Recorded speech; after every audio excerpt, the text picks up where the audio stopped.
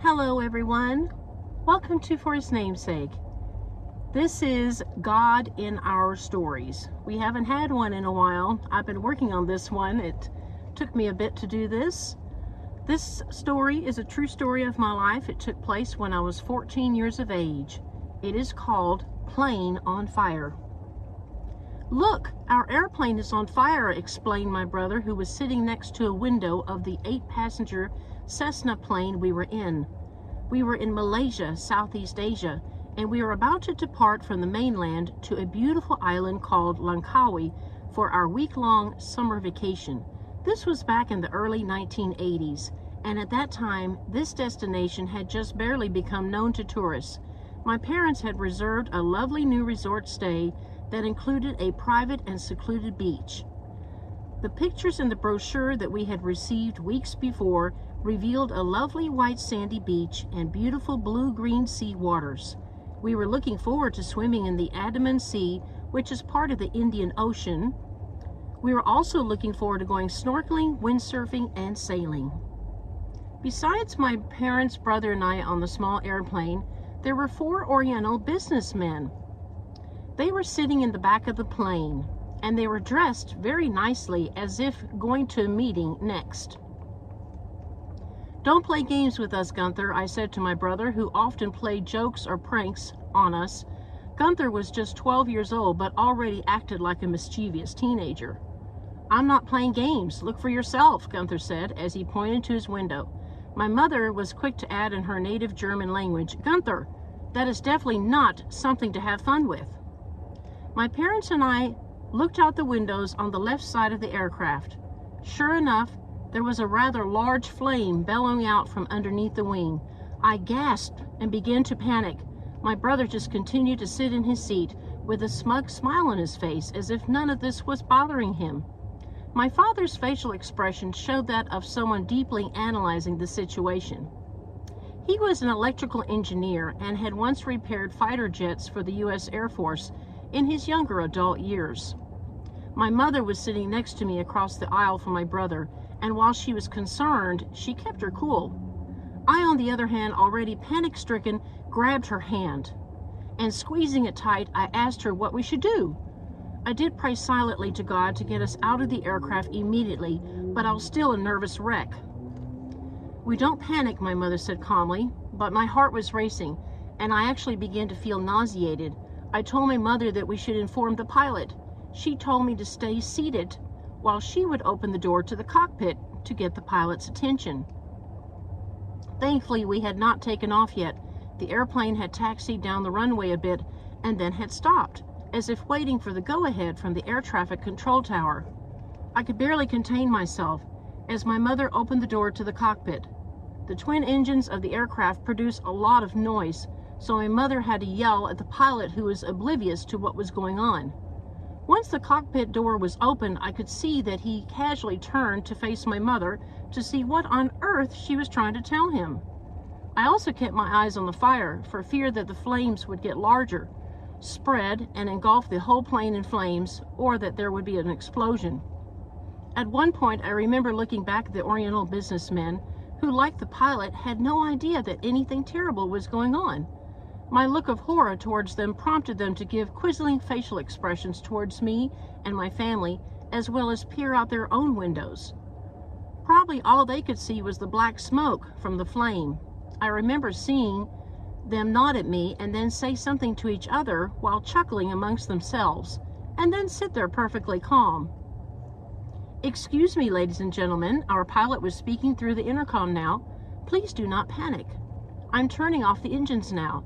The emergency crew has been notified, and we will disembark the aircraft shortly. Please remain seated and calm until further notice." How could the pilot be so calm? There was no flight attendant on board, but I had wished there was, because they usually have a wonderful way of making the passengers feel at ease. Soon the emergency crew from the outside had opened the exit door, and we were able to get off the airplane. It was just a few steps down to the ground, and we were asked to briskly walk away from the airplane. A man in emergency attire had us follow him and stand at a distance. We were told to just wait. This is when I took a few moments in silent prayer to thank God for getting us all safely out. Nevertheless, we were all concerned by now about the pilot, thinking he was still inside the Cessna, as the emergency crew was tending to the fire, which of course had gotten bigger since we last saw it from the inside. Thankfully, the pilot was okay. He came walking towards all his passengers with a big grin on his face. And he was holding out chiclets, which is small pieces of gum. Chiclets, anyone? He held out his hand. The Oriental men did not take any, but my family gladly took some. My dad, who had become unnerved about the fire, said, "I will take 5 pieces, thank you very much." Shortly after, a small bus came to take us all back to the airport terminal where we had embarked our flight. We were told to wait indefinitely near our boarding gate until further notice. As I gazed out of the huge windows where I sat with my family, I noticed airport personnel removing everyone's luggage from the airplane and then loading the suitcases onto what looked like a train made of jeeps, one being pulled by another. 1 hour of waiting turned into 4 long and terribly boring hours of waiting for answers as to what was to become of our airplane, whether or not we would need to take another flight, stay overnight in an airport hotel, or do the unthinkable and most dreaded thing of all, and that was to travel by way of ferry boat that would take approximately 2.5 hours. We had heard that this ferry was notorious for overcrowding of its passengers and their luggage to the point of giving it a sinking image. And oddly, life jackets and life rafts were not on board in the early 1980s. So basically, it was best if people on board knew how to swim. Should the boat ever sink, everyone in my family knew how to swim, but just the thought of sinking in the first place with overcrowded conditions made us feel very uneasy. Plus, there was the sad thought of those people, especially children, who could not swim, would be subjected to such a terrible fate. After more than 4 hours had passed, my mother rose from her seat and said she would go check on the status of our flight. There was no one at the airplane gate counter, and I noticed my mother walking away from the gate into the regular flow of pedestrians walking on the concourse. Meanwhile, I went to a nearby flight information display board to see if the status of our flight would be revealed. Nothing. It wasn't even listed.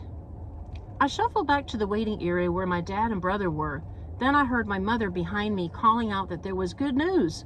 Our airplane had been examined and repaired, and we would be boarding shortly. What? How on earth is this possible? How on earth would the airplane be fit for travel after a fire? Please, God, please don't let this be true, I pleaded quietly. A few minutes later, we walked down a corridor to where our airplane was waiting. I have to note here that as an adult, many years later, I did some research on Cessna aircrafts. I researched if it was even possible to fly again on the same day in which a fire had broken out on or in the airplane. Also, was it possible to have repairs done in just a few hours? The answers to these questions came as a total shock to me. I learned that no, it is not possible to fly an airplane on the same day that a fire had broken out on. There are aircraft regulations in place that state it is not possible to fully examine, investigate, and then repair a Cessna in just a few hours' time. A fire can damage the hydraulic lines and electrical wiring found in or near the wing, leading to possible in-flight failures. I really wanted to see that side of the airplane that looked like after the fire, but we embarked on the opposite side. It was probably for the best that I did not get to see it, as this may contribute to me being even more nervous than I already was. The passengers all got back into the original seats we were in before. I could feel the tension in the air. Even the Oriental men seemed a bit uneasy. Soon we were taxiing down the runway. I said my usual silent prayer to God for safe travels once again. I prayed especially that the airplane mechanics had known what they were doing in properly examining and then repairing the aircraft, and that they knew it would be totally safe to fly again on the same day as when the fire had happened. My mother, who was sitting next to me again, did not want to pray with me out loud. She just said, "Cross our fingers," while making the cross finger gesture out in front of her. Apparently, it was safe for us to depart, because soon the airplane picked up speed for its ascent into the sky. Once we made it through the first layer of clouds, the airplane was flying smoothly for a while. Thankfully, it would only be an hour-long flight to our final destination. From our windows, we could see the vast sea and a couple of islands beneath us. There were also some lovely mountain ranges to see. As I was admiring the views, the airplane began to shake a little, and almost simultaneously, the pilot announced that we would be experiencing some turbulence as we were making our descent. Descent already? Wow! Time flies when you're having fun. The pilot's voice then came through the intercom again to tell us to fasten our seatbelts. I was bewildered at this point, at this new development, because all I could see out my window was blue skies and sun. I asked my mother what was going on, as the plane was going through more turbulence now. I looked out towards the windows on the opposite side of where my brother and father sat, but I couldn't see very well because the plane was leaning on to the right, and then the aircraft leaned to the left. I have seen movies with fighter jets doing such moves, but never thought in a million years that I would actually be experiencing such a scary ordeal myself.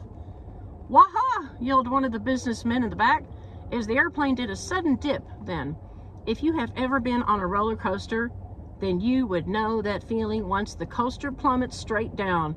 It feels as if your stomach has come into your chest.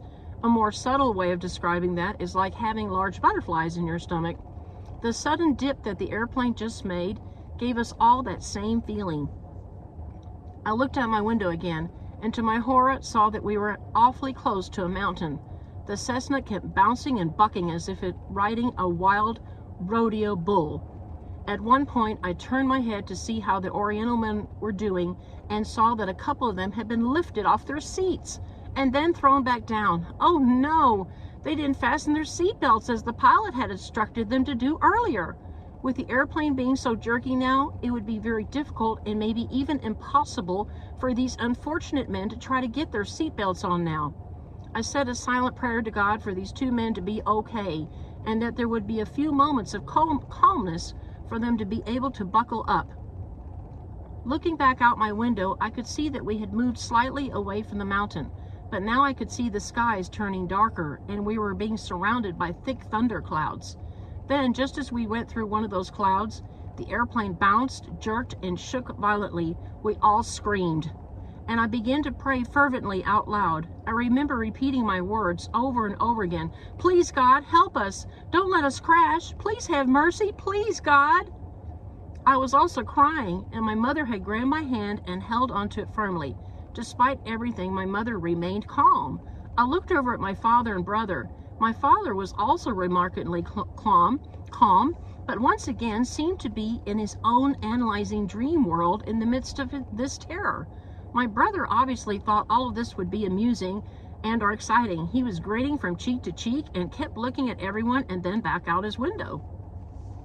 The jerking, bouncing, and bucking of the little Cessna went on for what seemed like an eternity, and what was supposed to be only a short descent became a long and trying ordeal for our pilot, who we knew must have been doing everything in his power to keep the airplane as steady as possible and away from the mountains, all the while trying to make its descent. Then came rain. Even though the airplane's engines were already loud, we could hear the rain come down and see the heavy showers come down and then sweep from side to side with the wind that now grasped our airplane and shook it like a rag doll. We all screamed again. The cockpit door swung open then and closed with the next whip of wind that came. We could hear that the pilot was speaking over the intercom, but it was muffled, so we could not listen to the specifics. My father then braced himself in a crash position. I saw him hunch over in his seat, lower his head onto his lap, and encircled his arms around his head. I inquisitively looked at my mother as if to ask, should we do the same thing? And as if reading my mind, she shook her head no. The turbulent weather continued to pick up the airplane, swish it from side to side, and then throw it back down with a big thud. Was this really the end? My father had surely thought so. I begged God one more time to please get us out of this thunderstorm and to please have our airplane land safely on Langkawi Island somewhere. After that final plea to God, I noticed while peering out of the window that we had made it out of the thunder clouds and that we were very close to land. "Yay! Thank you, God," I silently said to him. "Now just please let us land safely, God. Please help the pilot land this plane." Within a few minutes of that prayer, our little airplane had landed safely on a small airstrip on the island of Langkawi. "Yay, thank you, God," I explained out loud. My mother and I embraced each other, and as soon as it was safe for everyone to rise from their seats, our family took turns hugging each other with tears in our eyes. We had learned later that a fire in an airplane can significantly compromise the strength of the aluminum oils used in aircraft construction. The heat from the fire that happened earlier that day can change the material properties, decreasing its strength and durability. And then, having gone through a severe storm like that, it would have been easy and expected that the airplane's fuselage could have come apart. It is truly by the grace of God that that airplane made it in one piece, and that we all survived such a horrific ordeal. I hope that you enjoyed this true story of mine, and please, we would love to hear one of your stories. Everyone has stories within stories. Good, bad, ugly, scary like this one, and where God came through for us. So please, send in your stories. And until next time, God bless you. Bye-bye.